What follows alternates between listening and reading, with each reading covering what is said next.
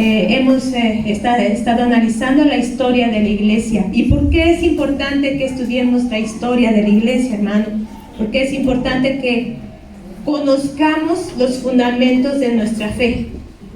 Es importante que conozcamos cómo es que se fue esparciendo este evangelio y llegó hasta nuestras vidas, para que nosotros valoremos lo que tenemos en nuestras manos. Es bien importante, hermano, que siempre conozcamos nuestros antecedentes. No sé cuántos de ustedes les gusta platicar con sus abuelitos o han llegado a escuchar el origen de su familia, por ejemplo, cómo se conocieron, en dónde. Y es importante a veces saber de dónde venimos y qué es lo que hay detrás de nuestra familia. Lo mismo es con la familia de Dios. ¿Por qué estamos estudiando la historia de la iglesia? Porque necesitamos conocer aún más los fundamentos de nuestra fe. Y les invito que abran la palabra de Dios en Mateo, capítulo 23. Mateo 23, y le voy a dar lectura a los versículos 37 al 39. Mateo 23, 37 al 39. La palabra de Dios dice así: Jerusalén, Jerusalén, que matas a los profetas y apedreas a los que te son enviados. ¿Cuántas veces quise juntar a tus hijos como la gallina junta a sus polluelos debajo de sus alas, y no quisiste? He aquí, vuestra casa os es dejada desierta. Porque os digo que desde ahora no me veréis, hasta que digáis: bendito el que viene en el nombre del Señor. ¿Por qué nuestro Señor Jesús dio estas palabras, hermano? ¿Y qué tiene que ver con lo que vamos a ver el día de hoy? Para ello, hermano, quiero que retomemos la línea del tiempo que nos mostró nuestro hermano Aarón en la clase pasada, y le pido a mi hermano Josuecito si por favor puede proyectar la línea del tiempo que vimos hace 8 días, que nos hizo favor nuestro hermano Aarón de compartir con nosotros. ¿Y por qué es importante que la estemos repasando, hermano? Vemos que la fundación de la iglesia, ¿en qué año se dio? 30. En el año 30 después de Cristo. Aquí después viene un hecho importante que vamos a retomar y que quiero que tomen en cuenta, que es la lapidación y la muerte de Esteban. Esto es un hecho muy importante que tenemos que ver. Después vamos viendo, ¿sí? ¿El que sigue? En el 35, por favor. La primera visita de Pablo en Jerusalén. Nos saltamos hasta el 44. Ahí dice: ayuda enviada por Pablo. Pero ahí en ese año, hermano, murió Jacobo. Vimos que el primero murió Esteban, después murió Jacobo. Seguimos, por favor. Más. Después vienen los viajes misioneros de Pablo. Pablo es encarcelado en el año del 61 al 63. Seguimos, por favor.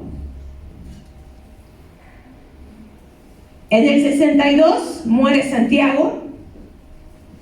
En el 64 es la primera persecución de Nerón ya como emperador. Y en el 66, este es un año importante, viene una rebelión. La rebelión de los judíos. ¿Por qué se dio esa rebelión? Ahorita es lo que vamos a ver. Después ya viene la muerte de Pablo. Nerón muere en el 68 y en el 70, ¿qué pasa? La destrucción de Jerusalén.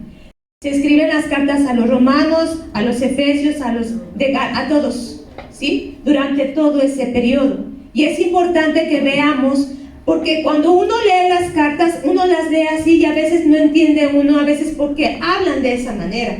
Pero tenemos que tener bien importante el contexto político, social e histórico que estaba pasando en ese momento en que son escritas las cosas. Y en ese año 66, ¿sí?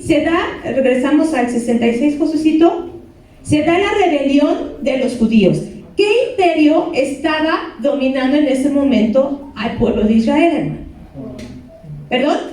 Roma, ¿verdad? Roma es el imperio que estaba dominando en ese momento. Entonces, los judíos se levantaron vamos a decir, en un grupo guerrillero para pelear contra el Imperio Romano. Ya llevaban muchos años bajo este sometimiento. De hecho, a nuestro Señor Jesucristo, ¿quién lo juzgó?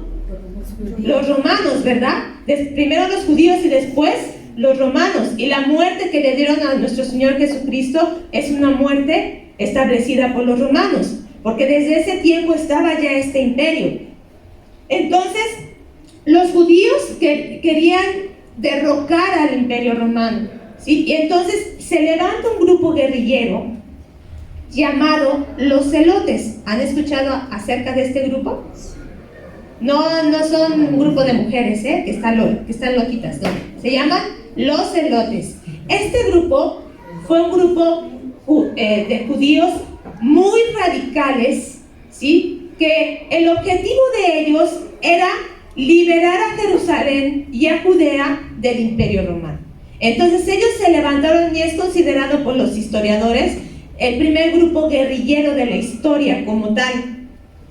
Ellos eran un grupo muy sanguinario, de tal manera que a los que colaboraban con el Imperio Romano siendo judíos, los mataban, para que así los demás no hicieran lo mismo. Por ejemplo, imagínense qué pasaría con Mateo. ¿Se acuerdan de Mateo, el discípulo del Señor? ¿Él a qué se dedicaba? ¿Cuál era su oficio? ¿Era qué? Pescado. Recaudador de impuestos. ¿Para quién? Para Roma, ¿sí? Entonces él no era una persona muy bien vista. ¿Por qué? Porque trabajaba para los romanos recaudando los impuestos de los judíos. Entonces personas como Mateo, que servían como, vamos a decir, funcionarios, lo que hoy sería tal vez un contador, podría ser, ¿sí? A ellos los mataban para que así los demás temieran y no les sirvieran a los romanos. Entonces imagínense la situación que estaba pasando. Los romanos por un lado y adentro de Judea los zelotes. Y estos zelotes, ¿por qué se llamaban así? ¿Alguien sabe qué significa celote? ¿O tiene alguna idea? No. Bueno, celote significa el que cela a Jehová, ¿sí? Ellos eran muy radicales y se les consideraba sicarios. ¿Por qué sicarios? Porque ellos portaban una daga o un cuchillo que se llamaba sica. Entonces por eso es que eran sicarios, porque usaban de violencia. Este grupo se levantó, dicen que probablemente uno de los cabecillas era un tal llamado Juan el Galileo, que viene ahí en el libro de los Hechos. ¿Alguien recuerda quién salió del grupo de los zelotes y servía a Jesús? ¿Cómo se llamaba uno de sus discípulos? Se llamaba Simón, que le decían Simón el celote. Él salió de este grupo, ¿sí? De este grupo, él se convirtió al cristianismo, después servía al Señor, por eso le decían Simón el celote, ¿sí? Entonces, vemos cómo es que se encontraba esta situación en Jerusalén. Jerusalén era una ciudad muy amurallada. ¿Puedes poner, por favor, la imagen de Jerusalén, Josuecito, por favor? Vean nada más la ciudad de Jerusalén. Jerusalén se encontraba en lo alto, ¿sí? Y después de ello, vean nada más la fortaleza que era Jerusalén, cubierta de murallas, ¿sí? Que era muy difícil traspasar por ellas. Y el templo está de aquel lado. Ahí dice, ¿alcanzan a ver dónde sale uno? Ajá. Ahí estaba el templo de Jerusalén. Entonces, los judíos querían liberar, ¿sí? Y se establecieron ahí el grupo de los zelotes adentro y los romanos rodeando la ciudad. Vimos que en el año 68 muere Nerón. Y vimos que Nerón fue uno de los emperadores más sanguinarios que hubo, cómo trató a los cristianos y se dedicó a la persecución de ellos. Pero Nerón muere en el año número 68 y después de dos emperadores que no duraron mucho tiempo, se levantó un emperador muy importante que se llamó Vespasiano. Este hombre llegó a ser emperador y le encomendaron precisamente terminar con esta rebelión que se había levantado en el año número 66. Esa era la comisión más importante que le dieron a Vespasiano. Y él a su vez comisionó a su hijo Tito Vespasiano para que Tito fuera el que recuperara Jerusalén. Vespasiano se iba a encargar de Judea, pero Tito específicamente de Jerusalén. Entonces, este hombre llamado Tito, dicen en la historia, que tomó 4 legiones de soldados, aproximadamente 60,000 hombres, para la conquista de Jerusalén. ¿Y de qué manera lo hizo? Primero la sitió. Toda esa ciudad de Jerusalén que vimos empezó a ser rodeada por los ejércitos romanos. Dicen los historiadores que este sitio duró 5 meses. ¿Y qué es lo que produce un sitio a una ciudad? Haga de cuenta que, por ejemplo, la Ciudad de México es sitiada por el grupo guerrillero de Chiapas. ¿Qué pasa cuando se establece un sitio? ¿Qué consecuencias hay? No hay entrada y salida de personas, de víveres, de productos. ¿Y qué pasa adentro entonces? ¿Qué trae como consecuencia? Una crisis, ¿verdad? Trae una crisis. Esto fue lo primerito que provocó Tito Vespasiano en la ciudad de Jerusalén. Una gran hambruna. ¿Por qué? Porque nadie podía entrar y nadie podía salir. Si por ejemplo nosotros con la pandemia, que estuvimos meses y se cerraron fronteras y se cerraron comercios, las consecuencias que hubo, ¿sí? por estar encerrados y porque se detuvo el comercio. Imagínense ahí que no se podía para nada, porque afuera estaban los romanos sitiando la ciudad, pero adentro estaba la rebelión de los celotes y de los judíos. Entonces, esto trajo una situación social muy, muy difícil. ¿Por qué? Porque empezó el hambre. Y habiendo hambre, ¿qué causa, hermanos? Habiendo hambre, ¿qué provoca socialmente? Hay tranquilidad, hay paz. ¿Qué provoca? Vandalismo, saqueos, ¿sí? Violencia. Y eso fue lo que comenzó a pasar. Dicen los historiadores que la gente caía muerta en las calles a causa del hambre. Los niños se arrebataban la comida, lo poco que había se lo arrebataban, y cuidadito del que escondiera algo de alimento, porque eran terriblemente torturados hasta que confesaran en dónde habían escondido lo poquito que tenían. Y para esto los celotes, imagínense lo que hacían. Si era un grupo tan guerrillero y tan sanguinario, se metía a las casas, saqueaban las casas, y lo poco que había, aparte de lo difícil que estaba en la parte de afuera, en la parte de adentro. Esta era la situación que había en Jerusalén, ¿sí? ¿A causa de qué? Lo vamos a ver en unos momentos. Tito, al sitiar la ciudad, su estrategia era empezar a hacer boquetes, porque eran 3 murallas, hermano. Había que pasar 3 murallas. ¿Es fácil horadar una muralla, hermano? Sí. ¿Es fácil horadar un muro así nada más? Ahora imagínense una muralla. ¿Cuánto tiempo se llevaba para poder penetrar? Esto no fue poquito tiempo. Dicen que más o menos esto duró del año 70 al año 73. ¿Sí? Durante todo este tiempo hubo esta situación. Tito Vespasiano empezó poco a poco a ver la estrategia, cómo iba entrando. Y dicen que cada día él crucificaba a 500 judíos alrededor de estas murallas para que los demás vieran y temieran. Pero era una situación bien tremenda. Había cuerpos de muertos por todos lados. No solamente el Holocausto en tiempo de Hitler fue una matanza masiva para los judíos. Dicen que esta fue la primera, ¿sí? La primera, de esta casi no se habla en la historia, pero es de las primeras en donde hubo gran muerte de los judíos, porque aparte de querer conquistar a los romanos, por la rebelión de los judíos, la raza judía como tal fue rechazada en todos lados. Entonces, no solamente eran perseguidos por el imperio, sino donde quiera que iban judíos, los mataban, ¿sí? No solamente a los cristianos, a los judíos que se habían convertido en cristianos, sino a la raza en general. Empezó a haber un rechazo total a esta raza. Muchos dicen que tal vez esta consecuencia, este rechazo, este juicio, parte de él vino, porque no sé si ustedes se acuerdan que cuando estaban crucificando al Señor Jesús y Poncio Pilatos no quería crucificarle porque él no hallaba ninguna razón para hacerlo. Dice que él se lavó las manos y que les dijo: su sangre sea sobre ustedes. ¿Y ellos qué contestaron? ¿Se acuerdan? ¿Qué contestaron? Crucifíquenlo y que su sangre sea sobre nosotros. Imagínense nada más lo que ellos mismos declararon, ¿sí? Entonces, parte de esta situación fue por lo que ellos mismos le hicieron al Señor Jesús y declararon. Mientras todo esto pasaba en Jerusalén, hermanos, ¿qué pasaba con la iglesia? ¿Qué pasaba con los discípulos? ¿En dónde estaban? Muy bien. Recordemos, hermanos, que a partir de la muerte de Esteban, ¿qué pasó? ¿Se acuerdan?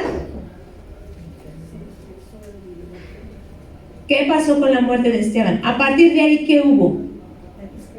Se empezaron a dispersar. No se quedaron ahí, empezaron a dispersarse. Muy bien. Y algunos historiadores comentan, por ejemplo, que Tomás se fue a Partia, Mateo a Etiopía, Bartolomé se fue a la India, Andrés a Escrita, Juan a Asia, donde se estableció en Éfeso, y Pedro estuvo en Ponto, Galicia y Bitinia.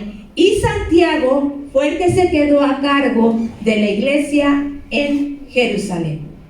¿La tenía fácil Santiago, hermanos? No. ¿Al quedarse allá enfrente? No. Estaba en una situación muy difícil, pero esto era lo que pasaba con los discípulos. ¿Y por qué sucedió todo esto, hermano? Y es lo que vamos a ver en nuestra lección del día de hoy, que se llama La iglesia en la destrucción de Jerusalén. Y primeramente, hermano, vamos a recordar lo que vimos hace 8 días. Hace 8 días, hermano, vimos en Apocalipsis 2, vamos para allá, por favor. Apocalipsis capítulo 2, versículo 4, lo que dice: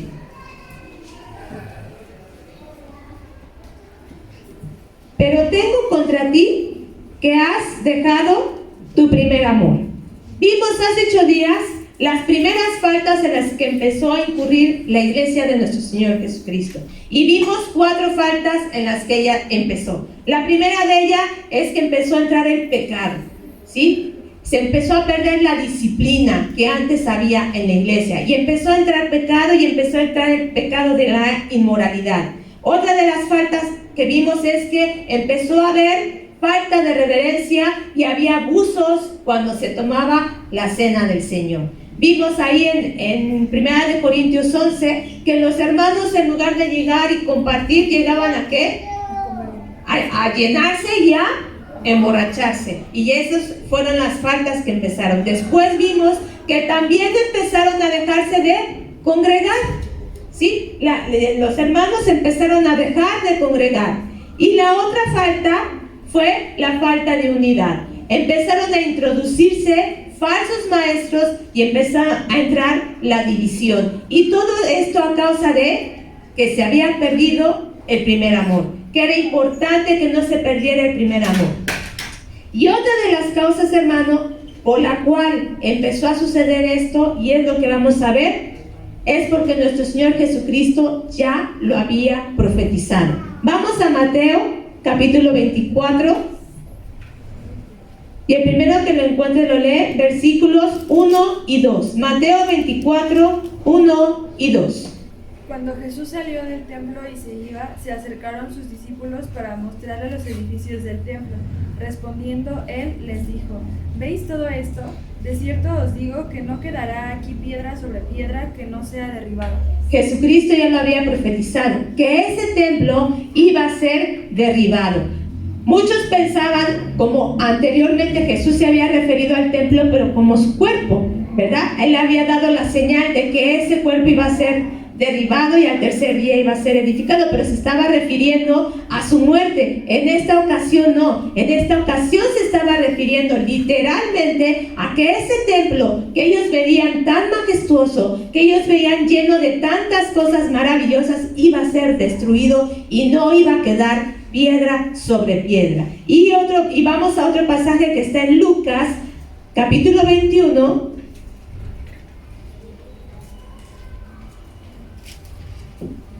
Y le vamos a dar lectura de los versículos 12 al 19.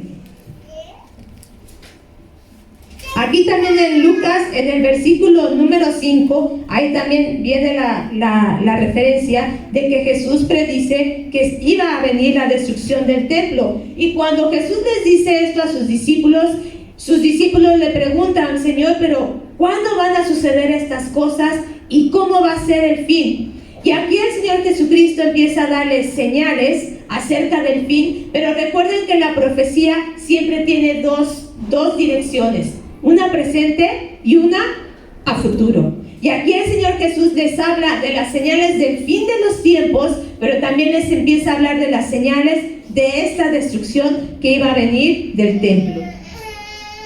Y el versículo 12 dice: pero antes de todas estas cosas, ahí les está hablando de que iban a venir guerras y el fin de los tiempos. Dice: antes de que vengan estas cosas, os echarán mano y os perseguirán, y os entregarán en las sinagogas y a las cárceles, y seréis llevados ante reyes, ante gobernadores por causa de mi nombre. Y esto os será ocasión para dar testimonio. Proponed en vuestros corazones, no pensar antes cómo habéis de responder en vuestra defensa, porque yo os daré palabra y sabiduría, la cual no podrán resistir ni contradecir todos los que se opongan, mas seréis entregados aún por vuestros padres y hermanos y parientes y amigos, y matarán a algunos de vosotros, y seréis aborrecidos de todos por causa de mi nombre, pero ni un cabello de vuestra cabeza perecerá. Con vuestra paciencia ganaréis vuestras almas. Nuestro Señor Jesús ya había profetizado acerca de la destrucción de Jerusalén. Y vamos a ver las 4 señales en este momento, 4 de las señales que el Señor Jesús les dio y que se cumplieron. La primera de ellas, ¿qué iba a venir? La otra diapositiva, Josucito, donde dice las otras, más, la otra, señales antes de la destrucción. Y la primera de ellas va a ser la persecución, ¿sí? Y esta se cumplió, hermanos. A partir, por eso yo les decía, de la muerte de Esteban, fue el hecho más relevante, y a partir de esta muerte comenzó la persecución. Al principio, los cristianos eran bien recibidos en la comunidad, hermano. Tenían el favor del pueblo, la iglesia. A principio, cuando se empezó a fundar, les pregunto, ¿eran aceptados los hermanos? ¿Eran aceptados los cristianos? ¿Quién les llamó cristianos? La misma gente. Dice la palabra de Dios ahí en Hechos 2 que tenían favor para con el pueblo. Al principio eran más o menos aceptados, pero a partir de la muerte de Esteban empieza la persecución. Y vamos a ir a Hechos 8:1 y alguien más busque Hechos 11:19, por favor. Quien tenga Hechos 8:1 lo puede leer. Y Saulo consentía en su muerte. En aquel día hubo una gran persecución contra la iglesia que estaba en Jerusalén, y todos fueron esparcidos sobre las tierras de Judea y de Samaria, salvo los apóstoles. Ahí después de la muerte de Esteban, entonces empieza la persecución. Y en Hechos 11:19, ¿qué dice? Ahora bien, los que habían sido esparcidos a causa de la persecución que hubo con motivo de Esteban, pasaron hasta Fenicia, Chipre y Antioquía. Muy bien. Los discípulos empezaron a ser esparcidos. Y esto aparte de lo que el Señor Jesús había predicho, ¿dónde más había dicho que iban a ser esparcidos? En Hechos 1:8, cuando les habla y les dice que iban a recibir poder, que iban a ser testigos, primero ¿en dónde? En Jerusalén, en Judea, en Samaria y hasta lo último de la tierra. Y la manera de esparcir el evangelio, hermano, fue por medio de la persecución. Entonces, esta palabra se cumplió, sí, porque el Señor ya lo había predicho. La segunda, Josuecito, por favor. Promesa de ayudar a testificar. Aquí en lo que leímos en Lucas, hermano, cuando el Señor Jesús les dice que ellos iban a ser llevados ante las autoridades, ¿qué les pide? Aquí en Lucas lo que leímos, que se prepararan, que estuvieran atentos, que fueran preparando un discurso de la manera en la como ellos iban a defender. ¿Qué les dice el Señor Jesús? Vamos a Lucas 21:12, para que lo recuerden. Del 13 y 14 dice: y esto os será ocasión para dar ¿qué? Testimonio. Poned en vuestros corazones, no pensar antes cómo habéis de responder en vuestra defensa. ¿Por qué, hermano? Dice: porque yo os daré palabra y sabiduría, la cual no podrán resistir ni contradecir todos los que se opongan. Y si recordamos, hermano, en el libro de los Hechos, ¿cuántas veces los discípulos fueron llevados ante las autoridades? Por diversas causas, por diversos motivos, ¿sí? Precisamente a Esteban, estando delante de las autoridades, él empezó a hablar con un denuedo, dice la palabra de Dios, que no podían resistir. Y entonces, para matarle, contrataron testigos falsos que dijeron un montón de cosas que Esteban no había dicho, porque era tal la sabiduría que tenía Esteban, que dice la palabra que no la podían resistir. Otros de ellos fueron Pedro y Juan. Sí, vamos a ver Hechos 4, versículos 5 al 8.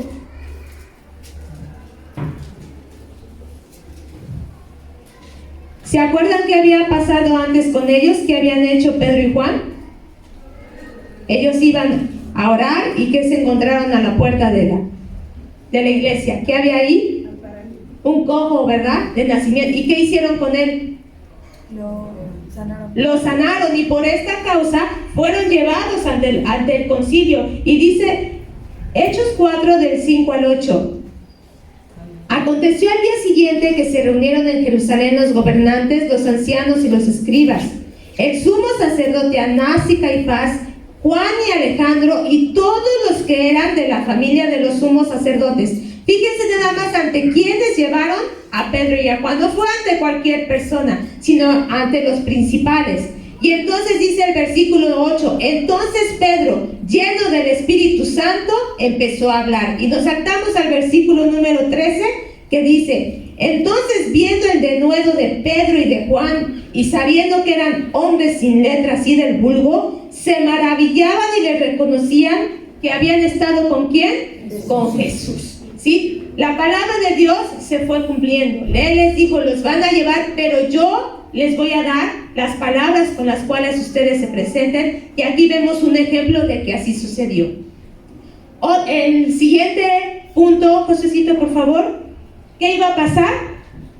Le iban a dar muerte a muchos, ¿sí? Vimos que en el año 32 matan a Esteban, en el 44 matan a Jacobo, en el 62 matan a Santiago, que estaba a cargo de la iglesia de Jerusalén. Y dicen los historiadores que fue una muerte muy tremenda, porque lo llevaron precisamente a lo más alto del templo y desde ahí lo aventaron para que todos los demás vieran y temieran. Pero ¿qué creen, hermano? Que Santiago no murió al momento, sino que estando moribundo, dicen que agarraron un mazo y lo remataron, ¿sí? Esa fue la muerte de Jacobo. Y después vinieron los demás. Sí, se fue cumpliendo poco a poco esta palabra que el Señor Jesús había dado. Y la última señal de esta profecía es que Él les iba a dar protección divina. Vimos ahí en Lucas que dice que ni aún un cabello de ellos que iba a pasar, iba a caer. Pero entonces, ¿por qué murieron? ¿No estuvo Dios con ellos? ¿Cuál era el propósito de Dios ante toda esta situación? ¿A qué se refiere que ni un cabello iba a morir de ellos? La palabra de Dios nos ha dicho, el que cree en Él, ¿qué pasa, hermano?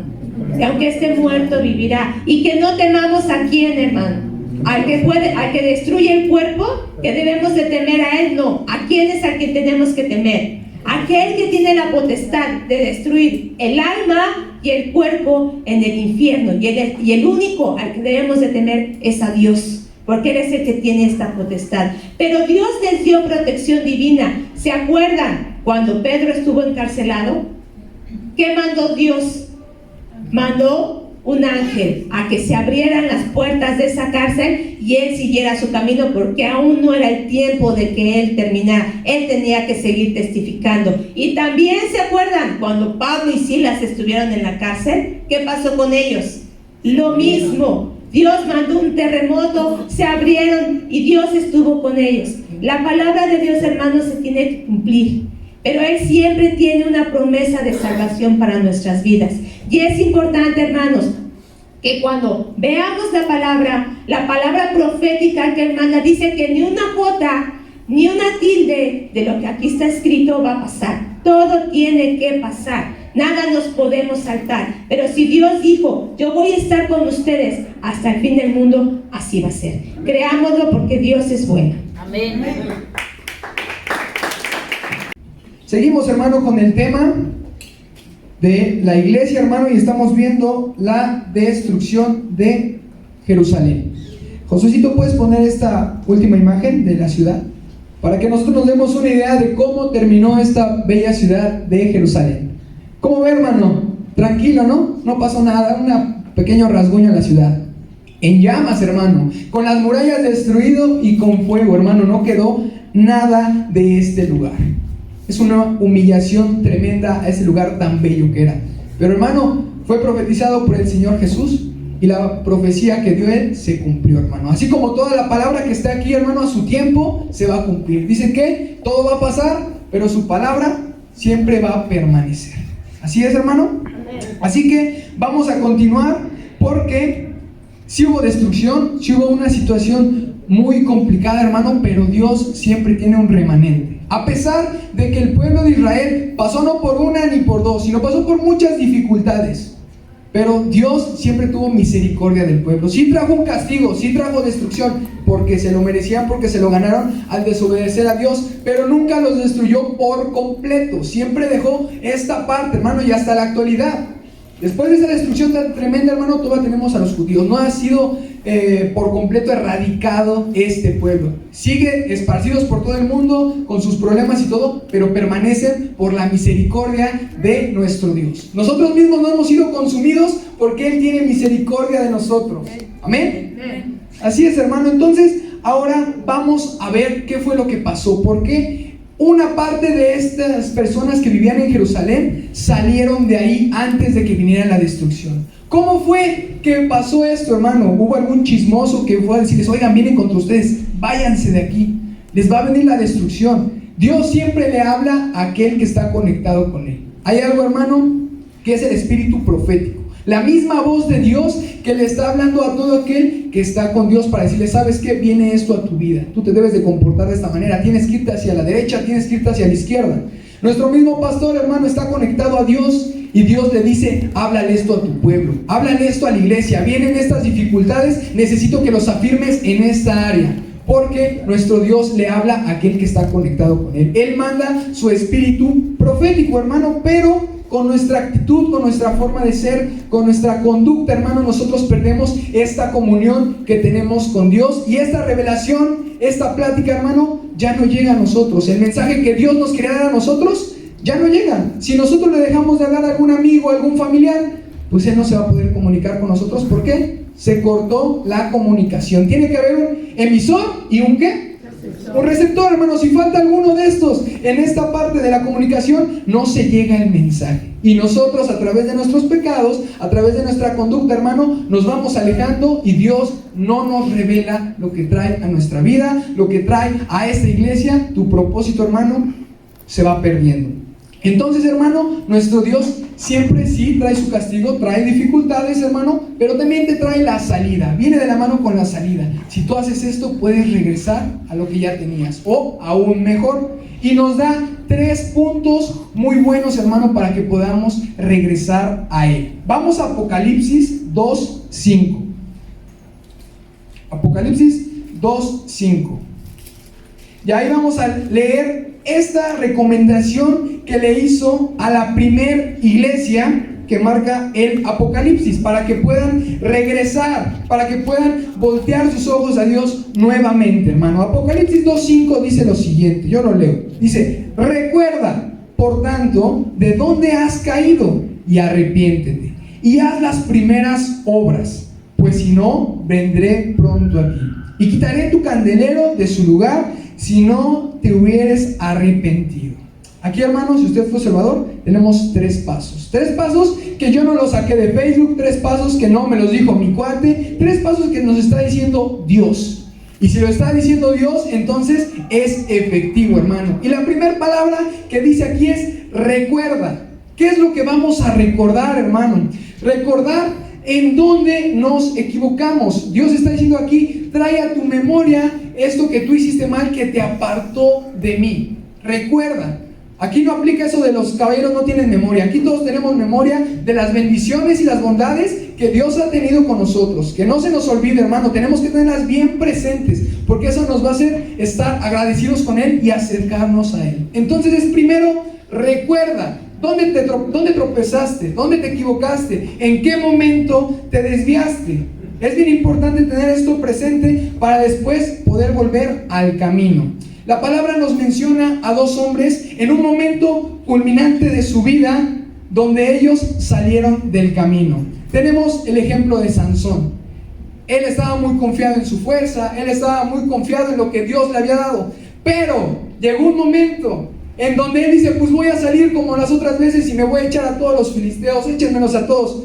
Y ya no pudo, porque Dios ya no estaba con él y él no se había dado cuenta. Hasta que vino su destrucción, es que se dio cuenta que la bendición que tenía de parte de Dios ya no estaba con él. Él tal vez en el camino que lo llevaron preso a los filisteos, a su tierra, pudo haber hecho memoria. ¿Qué pasó esta vez? ¿Por qué no fue como las otras veces que yo podía con todos y nadie me podía hacer frente? Pues fue cuando revelaste el secreto de Dios. Ahí fue en el momento que tú tropezaste, que tú te apartaste de Dios y Dios también se apartó de ti. Tenemos el otro ejemplo, hermano, del rey Saúl. Comenzó bien, empezó a hacer bien las obras, hermano, pero llegó un punto donde él se equivocó. Y lo que hizo Dios fue apartarse de él. Ya no estaba más con él y vino de parte de Dios ahora, en lugar de su guía, de su espíritu profético, vino a él un espíritu que ¿qué le hacía? Lo abofeteaba, lo atormentaba, no lo dejaba en paz. De tener una bendición de Dios buena, vino a traer una destrucción a su vida. No podía estar tranquilo, necesitaba a David que tocara el arpa para que él pudiera descansar.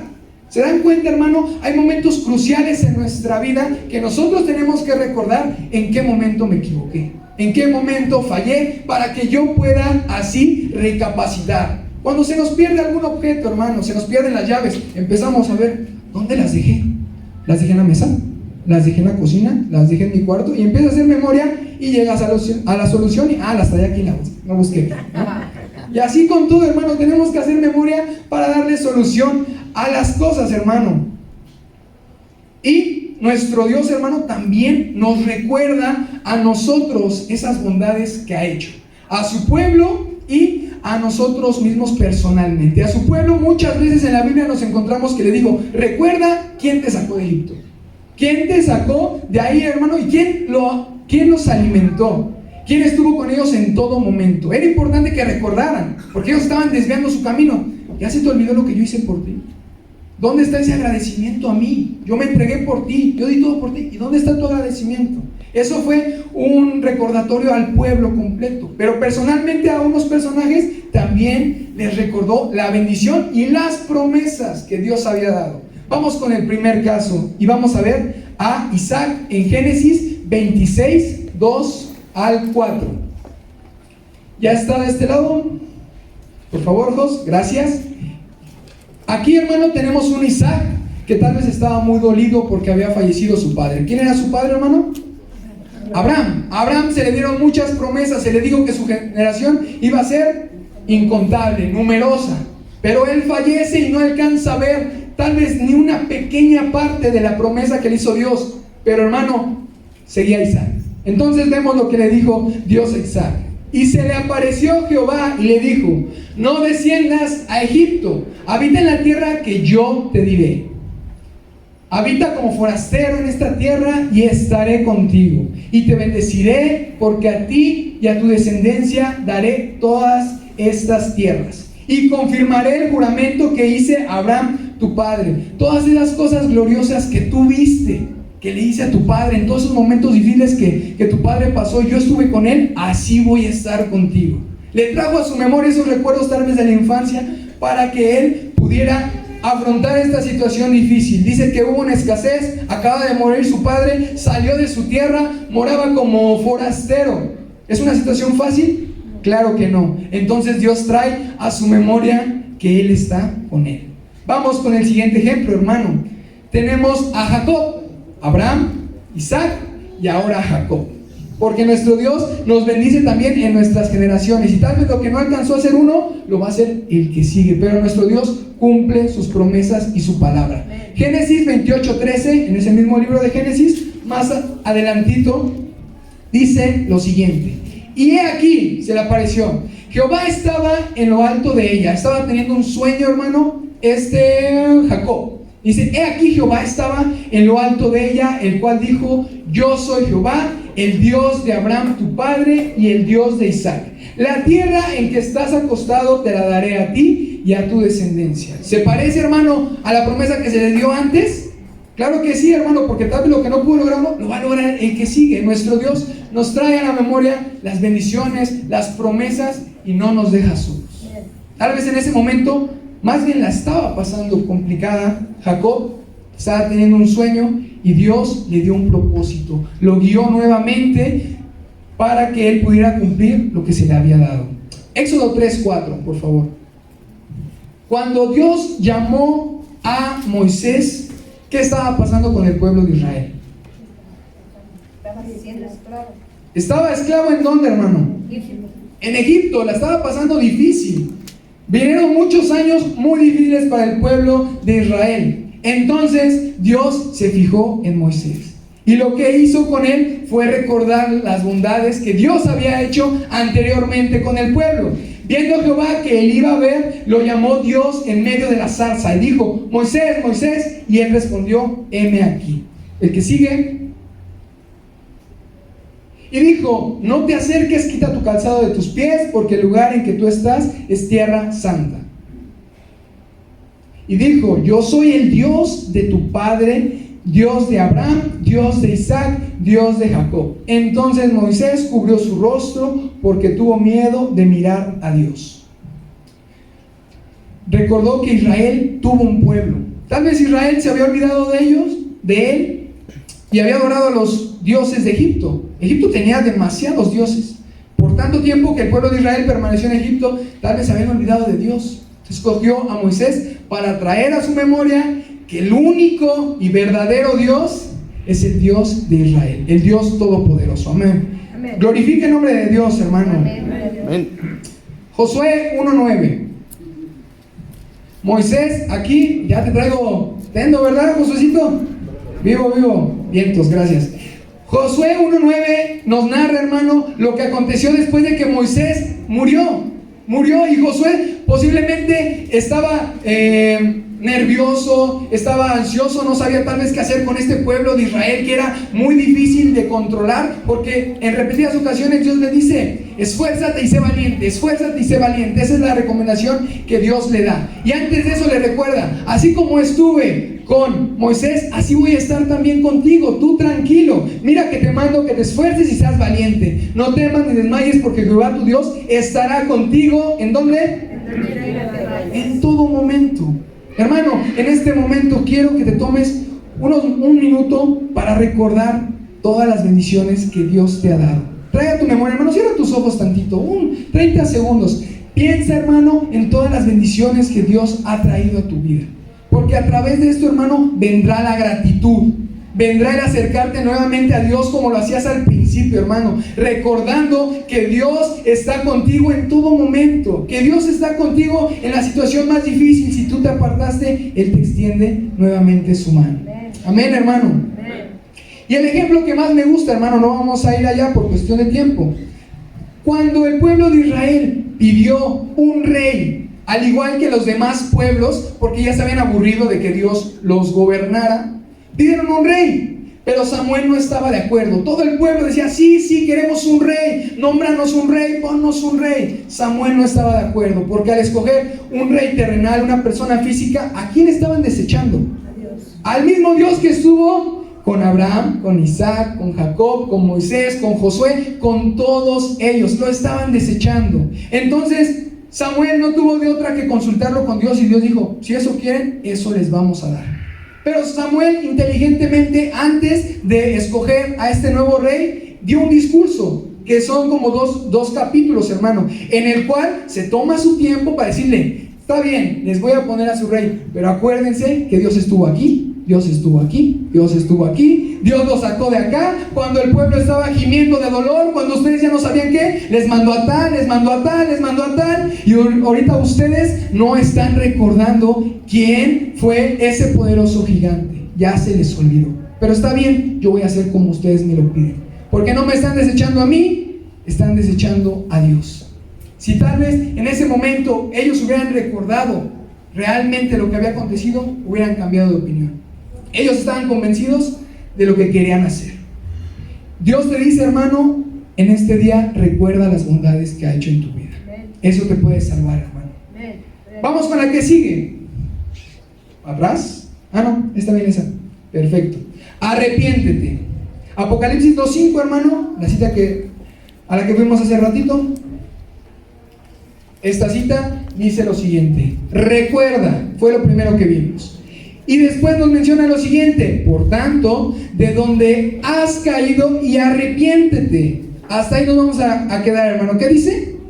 Arrepiéntete, es el segundo paso. Aquí nos damos cuenta, hermano, que conforme vamos avanzando, la dificultad va subiendo. Porque qué fácil es recordar, ¿verdad? Qué bonito tal vez fue ahorita 30 segundos recordar, ay, Dios fue bueno conmigo, ay, Dios, bla, bla, bla. Sí, pero el segundo paso es más complicado que el primero. Dice, arrepiéntete. Yo prefiero vivir del recuerdo. Lo segundo es más difícil, porque ya implica, hermano, una acción. Yo puedo recordar aquí con mis ojos cerraditos, pero ir a arrepentirme implica tal vez ponerme de rodillas, porque es para Dios. Implica ir a buscar a esa persona con la cual estuve mal. Entonces, hermano, ya no es tan fácil.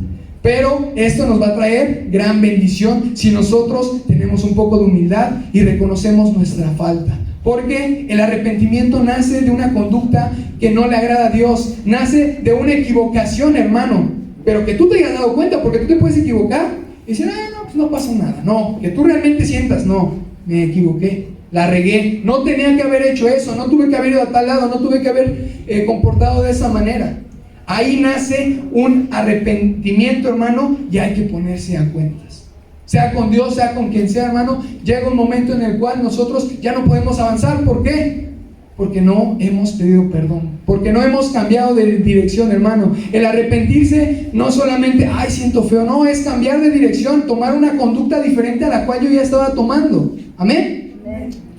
El arrepentimiento, hermano, nace de una arrogancia o soberbia de nuestra parte que tuvimos.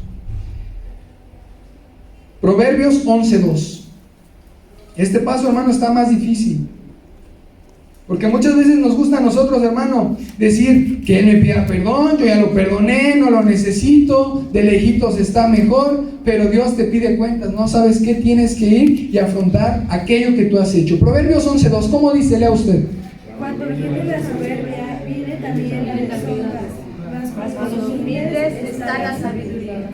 La soberbia, hermano, es una característica de no quererse arrepentir. Proverbios 8:3, hermano, regrese un poquito. Igual le da lectura a usted. En el lugar de las puertas, a la entrada de la ciudad, a la entrada de las puertas, da voces. ¿8:13?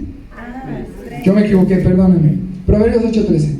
El temor de Jehová es aborrecer el mal, la soberbia y la arrogancia, el mal camino, y la boca perversa aborrezco.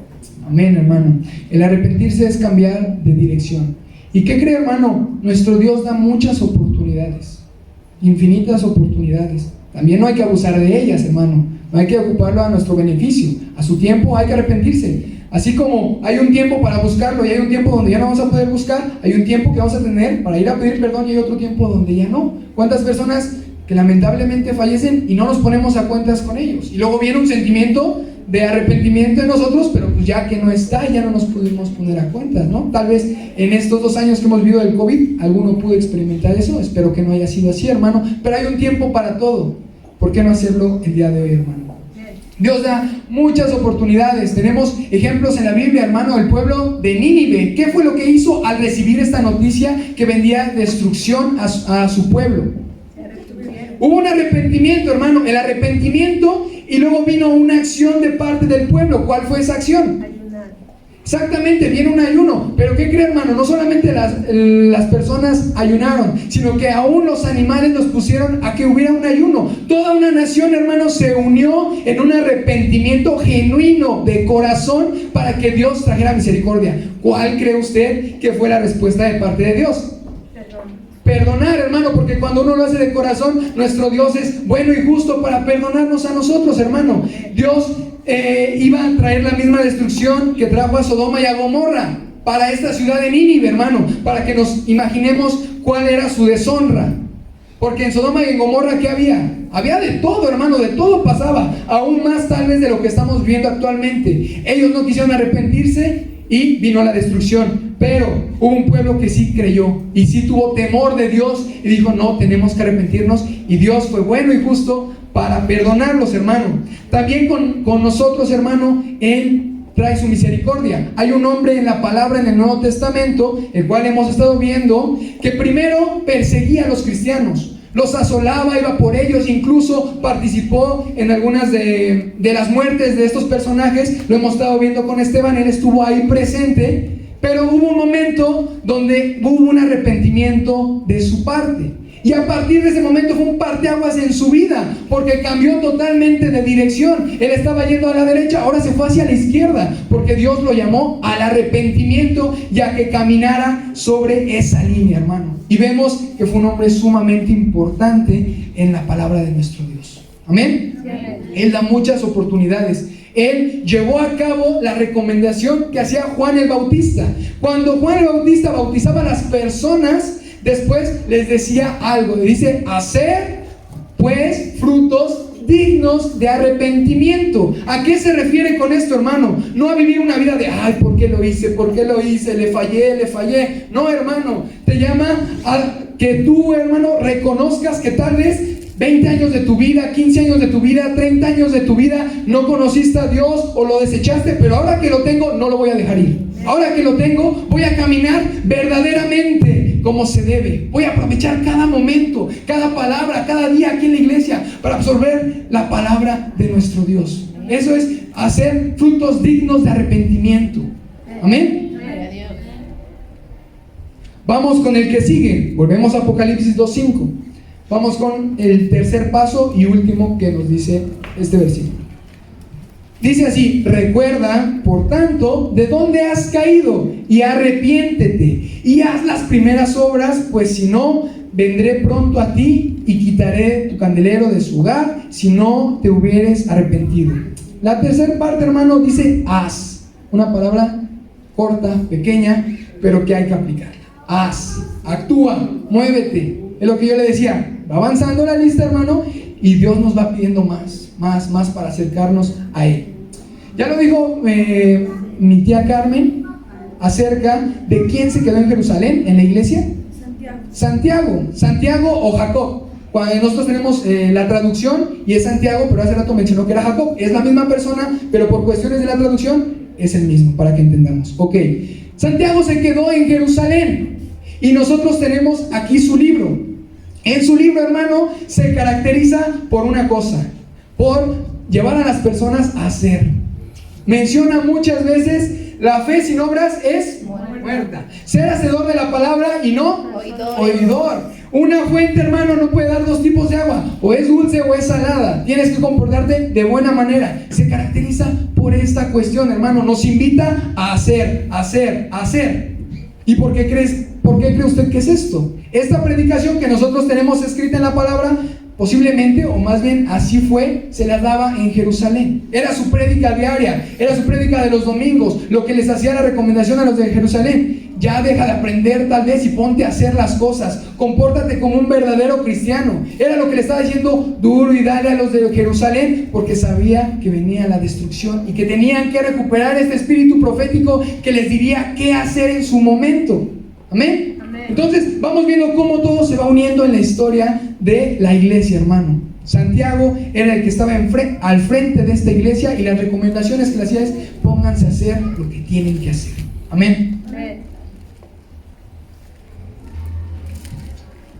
Hay que recordar, arrepentirse y hacer, hermano. Hubo tiempo para que ellos se pudieran arrepentir, para que ellos pudieran volver a escuchar la voz de Dios. Claro que sí, porque el libro de Santiago fue escrito aproximadamente en el año 48. ¿Y la destrucción de Jerusalén vino hasta qué año? 70. Hasta el 70. O sea que pasaron una gran cantidad de años para que el pueblo entendiera que tenía que hacer las cosas como Dios las quería. Hubo un tiempo. Dios siempre te da un tiempo para que tú puedas volver a Él, para que te pongas a cuentas, para que te pongas a trabajar en la obra. Te da un tiempo, hermano, pero también llega un tiempo donde ya se acabó y viene la profecía de Dios y viene el tiempo que se tiene que cumplir. Pero Dios siempre te da un tiempo, hermano. El viernes vimos una palabra clave. ¿Usted se acuerda? En la predicación que nos dio nuestro hermano Josué. Empezar con R. Restituir, hermano, exactamente. Restituir. Y en esa ocasión, el viernes, nos hablaba acerca de que Dios iba a restituir aquello que se había perdido por culpa de aquellos que se habían portado mal. Pero Dios iba a ser bueno y les iba a regresar aquello que habían perdido. Bueno, hermano, aquí, en el viernes, hermano, el que iba a restituir era Dios. Porque Dios había traído estas plagas, porque Dios había traído al saltón, al revoltón y a todos ellos a comerse todas estas cosas, y Dios iba a reponer esto que había quitado. Pero en este caso, hermano, estas que yo le estoy mencionando son 3 conductas que nosotros mismos podemos recuperar, podemos restituir. Nosotros podemos hacer memoria solitos, o necesitamos pedir de la ayuda de Dios forzosamente. Solitos podemos recordar lo que Dios ha hecho en nosotros. Amén. Nosotros solitos podemos ir y ponernos a cuentas con aquel que estemos mal. Amén. Sí. Amén, hermano. Nosotros solitos nos podemos poner a trabajar porque tenemos su palabra aquí. Sí. Amén, hermano. Claro que necesitamos su dirección, pero son cosas y acciones que deben de nacer de nosotros. Amén. No estar esperando a que Dios abra las nubes y nos ilumine y nos aviente su aire como la rosa de Guadalupe. Hermano, ponte a trabajar. Pongámonos a trabajar, hermano, porque hay muchas cosas que tenemos que hacer, que tenemos que regresar juntamente, hermano, como iglesia. Y todo esto, hermano, para que nosotros entendamos que necesitamos la guía de Dios. Estos pasos, hermano, lo único que hacen es acercarnos a Dios. Se lo comenté al principio. El versículo de Apocalipsis, hermano, es una recomendación que le da a la iglesia en Apocalipsis para que recuerde a su Dios, para que regrese a Dios, para que haga las cosas bien. Pero a nosotros nos está diciendo lo mismo. Nos da un tiempo, nos da un momento para que regresemos a nuestro Dios y podamos volver a escuchar su voz. Podemos volver a ese espíritu profético que nos va a decir cómo comportarnos, qué hacer y hacia dónde caminar. Vamos a Lucas 21, del 20 al 24. Los músicos pueden ir pasando, por favor. Ahora sí lo vamos a leer alternado, hermano. Yo voy a leer el 20 y usted lee el que sigue. Vuelvo a repetir, Lucas 21, del 20 al 24. Y dice lo siguiente: pero cuando vienes a Jerusalén rodeada de ejércitos, sabed entonces que su destrucción ha llegado. Entonces los que estén en Judea huyan a los montes, y los que estén en medio de ella, váyanse, y los que estén en los campos, no entren en ella. Porque estos son los días de retribución, para que se cumplan todas las cosas que están escritas.